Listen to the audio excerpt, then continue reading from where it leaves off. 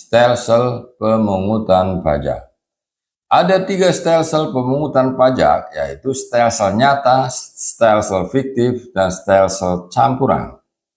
Stelsel nyata atau stelsel real mendasarkan pemungutan pajak pada objek atau penghasilan yang nyata-nyata secara real diperoleh dalam setiap tahun pajak atau bagian tahun pajak. Dengan demikian besarnya pajak terutang baru dapat dihitung pada akhir tahun pajak atau bagian tahun pajak, karena secara real penghasilannya dapat diketahui, dihitung, diperhitungkan pada akhir tahun pajak. Stelsel fiktif atau stelsel anggapan mendasarkan pemungutan pajak pada anggapan yang dapat berbentuk anggaran penghasilan tahun berjalan atau menganggap penghasilan tahun berjalan sama dengan tahun pajak sebelumnya. Dengan demikian, pemungutan pajak sudah dapat dilakukan pada awal tahun pajak atau bagian tahun pajak, dan hal ini menguntungkan bagi pemerintah yang dapat memungut pajak sepanjang tahun pajak.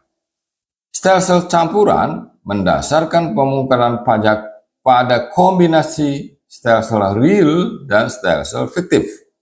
Penggunaan stelsel fiktif dapat dilakukan pada awal tahun pajak atau bagian tahun pajak, dan kemudian pada akhir tahun pajak atau bagian tahun pajak digunakan stelsel real, tentunya dengan memperhitungkan pajak yang telah dibayar berdasarkan stelsel fiktif.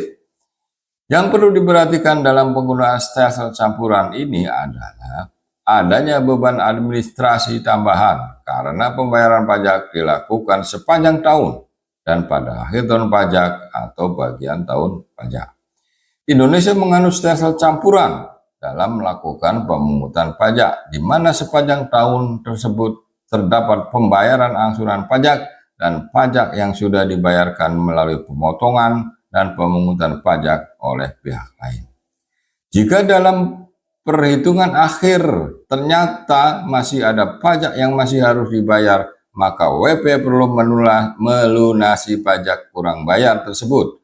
Dan jika ternyata pajak terutang untuk suatu tahun pajak besarnya lebih kecil daripada pajak-pajak yang sudah dibayar sepanjang tahun pajak, maka akan ada kelebihan pembayaran pajak yang dikenal dengan istilah restitusi pajak.